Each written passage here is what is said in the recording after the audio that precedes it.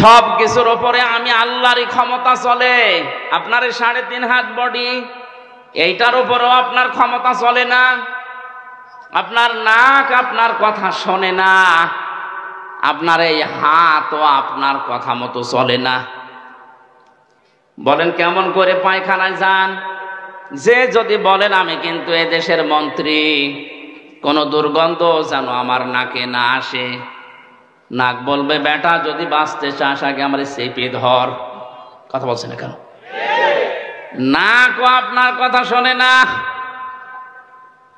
আপনার শরীরের অঙ্গ প্রত্যঙ্গ গুলোই তো শুনছে না। এমনকি কিয়ামতের ওই কঠিন ময়দানে অঙ্গ প্রত্যঙ্গ যারা আল্লাহর আইনের বিরুদ্ধে ব্যবহার করেছে, এগুলো তাদের বিরুদ্ধে সাক্ষ্য হয়ে দাঁড়াবে। জোরে বলেন নাউজুবিল্লাহ।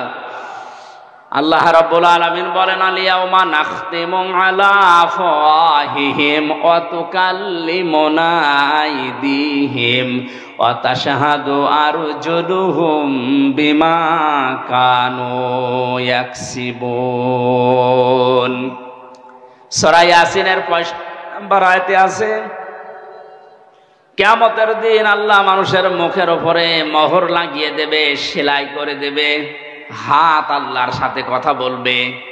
আইদিহিম দিয়ে আল্লাহ শুধুমাত্র এই হাত বোঝাননি, হাত মানে বিভিন্ন রকমের হাত দুনিয়ায় মানুষের চলতে গেলে থাকে। কথা বলেন না কেন?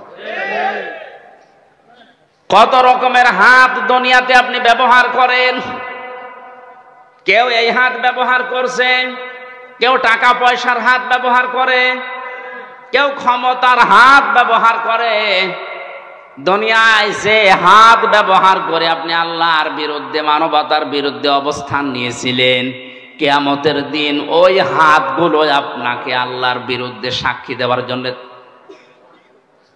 আপনার বিরুদ্ধে আল্লাহর কাছে সাক্ষী দেওয়ার জন্য দাঁড়াবে।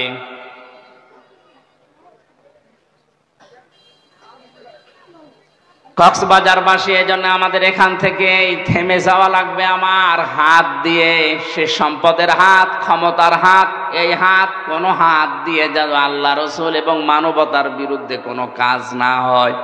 আজকে হয়তো অনেককেই দেখতে পাচ্ছি, কিন্তু চোখ বন্ধ করার পরে আমার সাথে থাকা দূরের কথা, কেউ আমার সাথে থাকতেও চাইবে না। কোরআনে কারীম জানিয়েছে, ওয়াকুল্লুহুম আতিহি ইয়াউমাল কিয়ামাতি ফারদা।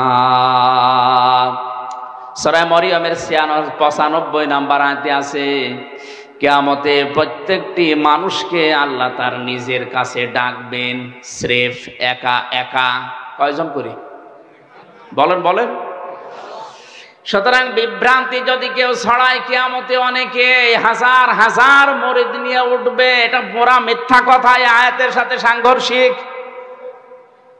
কোন মানুষ যদি বলে কিয়ামতে আমার অমক বাবা লক্ষ কোটি মুরিদ নিয়ে আসবে স্লোগান দিতে দিতে, এটা মিথ্যা কথা।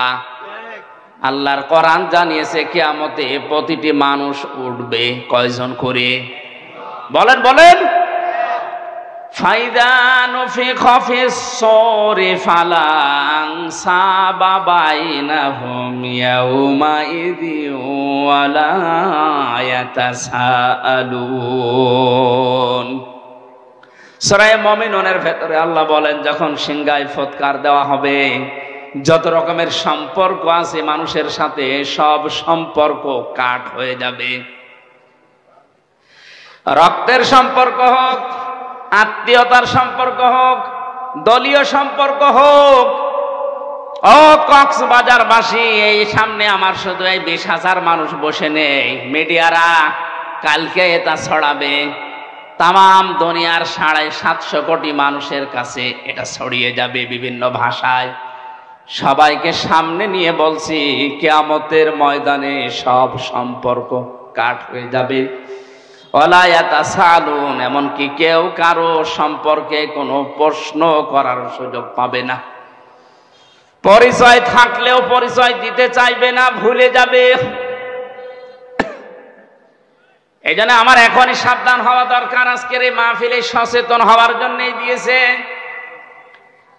আল্লাহ যেহেতু সব কিছুর উপরে ক্ষমতাবান, তার দিকে ভরসা আমারে ঠিক ওই পরিমাণ করা দরকার। কথা বলেন ঠিক কিনা? আমার বাস্তব জীবনের কথা বলছি। আমার দুইটা মেয়ে আছে, একটা 10 বছর, একটা এই 3.5-4 বছর। বড়টাকে আমি উপরের দিকে ভাবে ছুড়ে মারলে ও কান্নাকাটি করে, আর ছোটটারে উপরে তুললে ও যত উপরে তুলতে চায় তত আরো হাসে। বড়টা জানে যে আমার বাবা যদি উপরে আমারে ছুড়ে মারে আমারে ধরতে পারবে না, পড়ে গেলে আমার লাগবে, আমার ব্যথা লাগবে। আর ছোটটার ভেতরে এখনো পর্যন্ত ওই বুঝ আসেনি, ওরে যত উপরে ছুড়ে মারি তত হাসে, কারণ ওর বিশ্বাস আছে আমার উপরে আমার বাবা যত উপরে মারুক না কেন নিচে হাত পেতে রাখবে।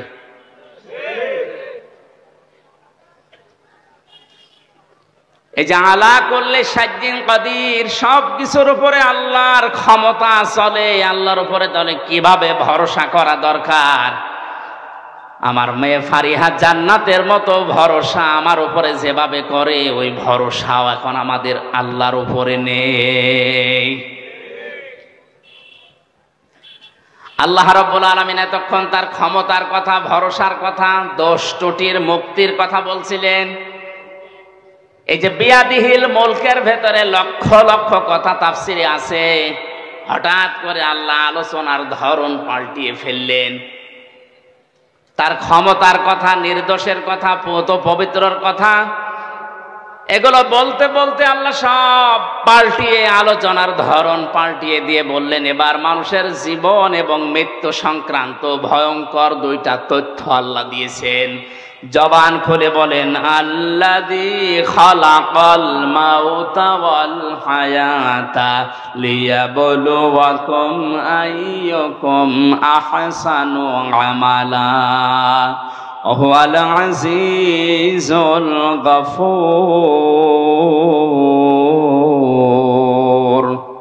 আজকে নতুন একটা তথ্য এই আয়াত থেকে আপনাদেরকে শোনাবো। শেষের দিকে একটু তাফসীর শেষ হোক।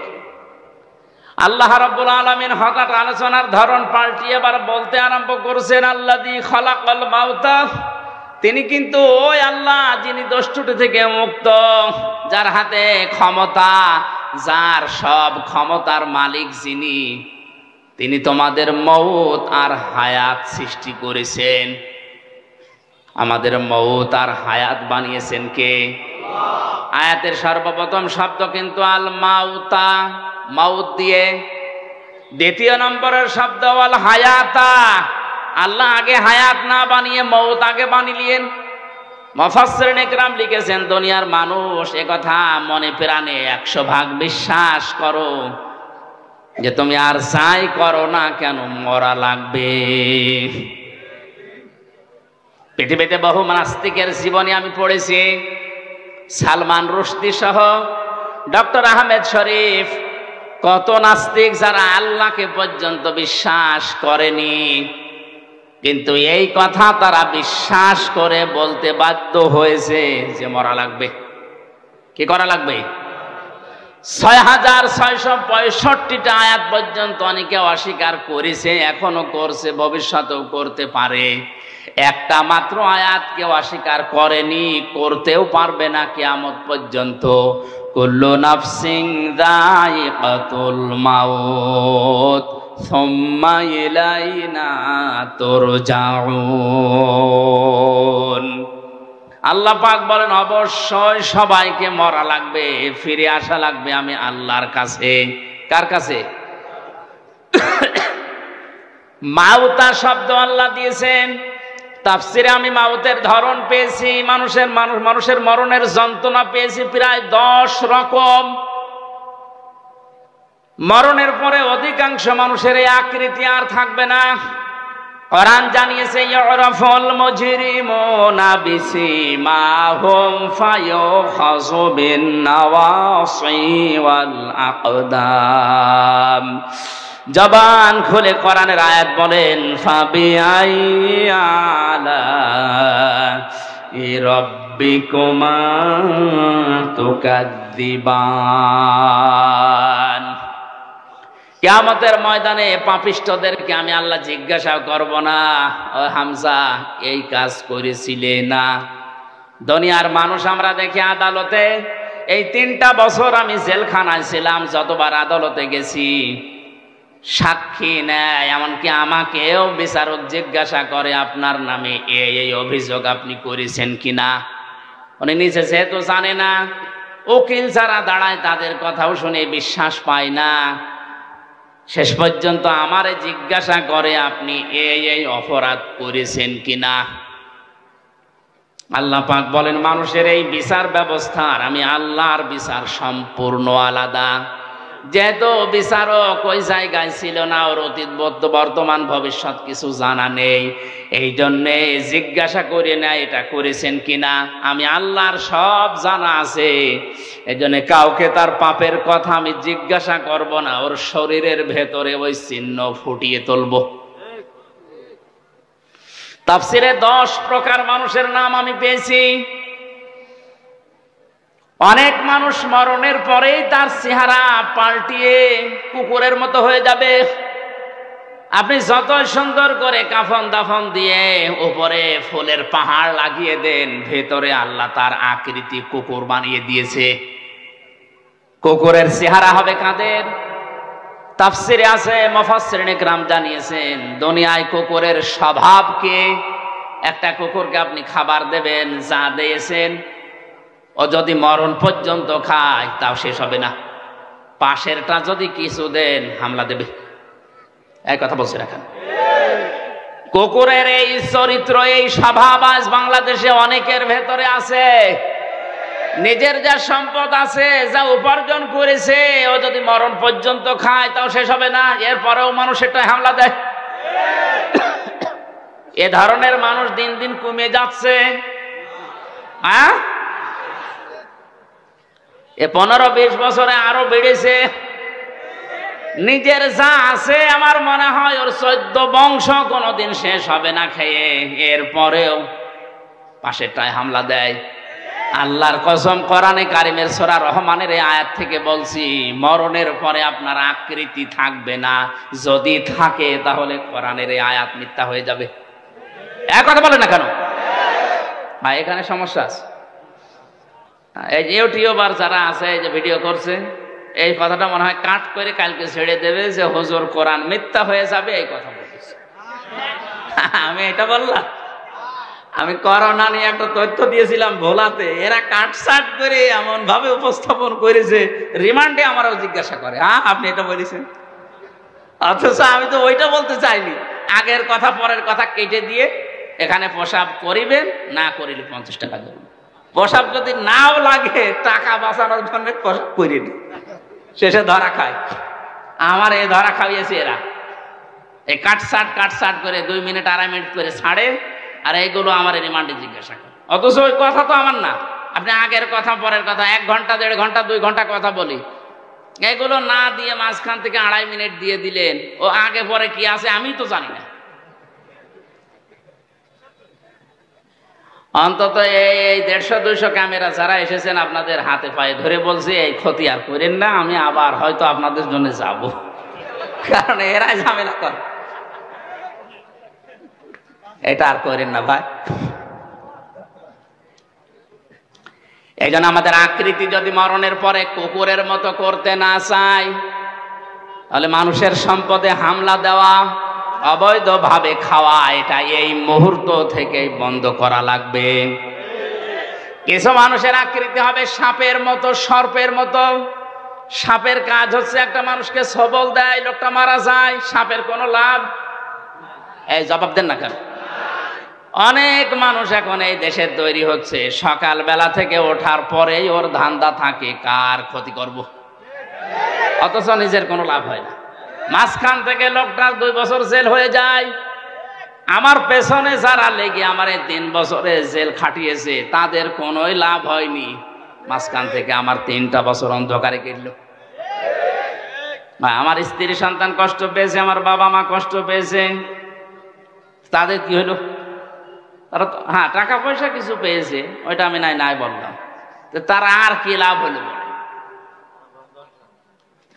এই মানুষগুলো যদি আমার কাছে স্বীকার না করে, স্বীকার মানে তওবা করা, স্বীকার মানে কি আমার কাছে মাফ চাওয়া, স্বীকার করা, তওবা করা, এটা যদি দুনিয়ায় জীবদ্দশায় এটা না করে আমার এই 3টা বছর যারা নষ্ট করেছে ওইভাবেই মারা যায়, আল্লাহর কসম এদের আকৃতি কিয়ামতের দিন আমার এই ক্ষতি করার কারণে সাপের মতো হবে। দেখলে আমি বুঝবো যে এই তো সেই লোক। শুধু আমার ব্যাপারে আমি বললাম, এরকম হাজারো মানুষের জীবনে ঘটছে এখন, না ঘটছে না? আকৃতি যদি ঠিক রাখতে চান, এ সুন্দর চেহারা আপনার থাকবে না। 3 নম্বরে কিছু মানুষের আকার হবে শূকরের মতো। কিসের মতো? শূকর। দেখবেন নিজের বউ, ছেলে মেয়ে, বেটার বউ সব নিয়ে যায়, একটা অনুষ্ঠানে যায়, কোনো জায়গায় যে নিজে বসে বসে এক জায়গায় থাকে, আর ওগুলো সব কচু খেতে ছেড়ে দেয়। কার সাথে কি করছে আল্লাহ ছাড়া কেউ জানে না। কত মানুষের চরিত্র আজ তাকান, নিজের বউ যদি সুন্দর হয় দিশাই পায় না করবে কি, আরো সুন্দর করে সাজায়, মানুষকে দেখায় যে জিনিস আমার আছে। জিনিস আছে, আপনি নিজে দেখেন, মানুষ দিয়ে দেখানোর দরকার কি? বউ সুন্দরী যার, এগুলো যদি দেখানোর মতো জিনিস হতো, এই যে কোরআন শরীফ আমি হাতে নিয়ে বলছে আমারটা আমি সত্যি আগে দেখাতাম। আপনার যে আমার বউ একেবারে কম সুন্দর তা না। রিমান্ডে একটা কথা তো বলতে নেই, রিমান্ডে আমার বিয়ের একটা ছবি ছিল মোবাইলে, ছবি উল্টাতে উল্টাতে বলছে হ্যাঁ হুজুর আপনার এই মোবাইলে পূর্ণিমার ছবি। পূর্ণিমা মানে পূর্ণিমা আমি কোথায় পাবো? এই যে এটা আমার বউ। হ্যাঁ হুজুর এত সুন্দর বউ কি করে পাইল? এই বউ দাঁড়ান তুলে নিয়ে আসবো। এই শেষ পর্যন্ত আরো ঘটনা যা ঘটার ঘটেছে। সম্মানিত ভাইরা, বউ দেখানোর জিনিস না, এটা দেখার জিনিস। মেয়ে লোকের এই চেহারায় এই সৌন্দর্য শুধুমাত্র তার স্বামীর জন্যে, তার বাবার জন্যেও না। এক কথা বলেন না কেন? যে বাবা জন্ম দিয়েছে ওই বাবার জন্যও যদি এই সৌন্দর্য উপভোগ করা জায়েজ না থাকে, শুধু স্বামী বাদ দিয়ে, তাহলে দুনিয়া আর কার জন্য জায়েজ হয় আপনি আবার বিবেক দিয়ে বলেন। এরপরেও যদি কেউ নিজের বউকে, নিজের যুবতী মেয়েকে আরো সুন্দর করে সাজিয়ে প্রদর্শন করেন যে জিনিস আমার আছে দেখো, কিয়ামতের দিন আপনার এই আকৃতি থাকবে না, আপনি শূকর হয়ে উঠবেন। জোরে বলেন নাউযুবিল্লাহ। কত মানুষ আল্লাহওয়ালা দেখতে মনে হয়, নামাজ পড়ে, তাহাজ্জুদের নামাজ পর্যন্ত পড়ে, কিন্তু বাড়িতে এই পর্দার ব্যাপারে উদাসীন, কিছু মনেও করে না। আমার জেলাতে একবার ম্যাট্রিক পরীক্ষা দিতে নিয়ে যাবে মেয়েকে, এই 16 বছর 17 বছর বয়স এরকম যুবতী মেয়েকে ম্যাট্রিক পরীক্ষা দেওয়ার জন্য বাবা এই ভ্যানের পেছনে বসে ঘন্টা দিয়ে তসবিহ নিয়ে আল্লাহ আল্লাহ করছে, আর মেয়েকে সামনে বসিয়েছে। আমি মোটরসাইকেল নিয়ে সামনে দিয়ে যাচ্ছিলাম, ডাক দিয়ে বলছে মুরব্বী এইভাবে আছেন একেবারে সব কিছু ঢেকে? বলছে বাবাজি দিনকাল ভালো না, কার মেয়ের দিকে নজর দেয় বলা যায় না, এই জন্য আমি আল্লাহ আল্লাহ করছি। সামনে এটাকে আমার মেয়ে পরীক্ষা দিতে যাচ্ছে, তা আপনি সামনে ক্ষেপণাস্ত্র ফিট করে রেখেছি আর পড়ছেন সুবহানাল্লাহ আলহামদুলিল্লাহ আল্লাহ, এ কাজ হবে? আগে ওইটা ঢাকেন, আপনার মাথায় পাগড়ি দেওয়ার দরকার নেই, এই পাগড়ি ওই মেয়ের মাথায় দিন। এই জন্য আকৃতি যদি শূকরের মতো করতে কেউ না চান, এই মুহূর্তে নিজের বউকে, নিজের বোনকে, বেটার বউকে, নিজের মেয়েকে পর্দার ভেতরে নিয়ে আসে। এটা আপনাকে বাঁচার জন্য আমি বললাম। এরকম 10 প্রকার আছে, আমি সবগুলো বলতে পারছি না। কয়টা পর্যন্ত করবো? 12।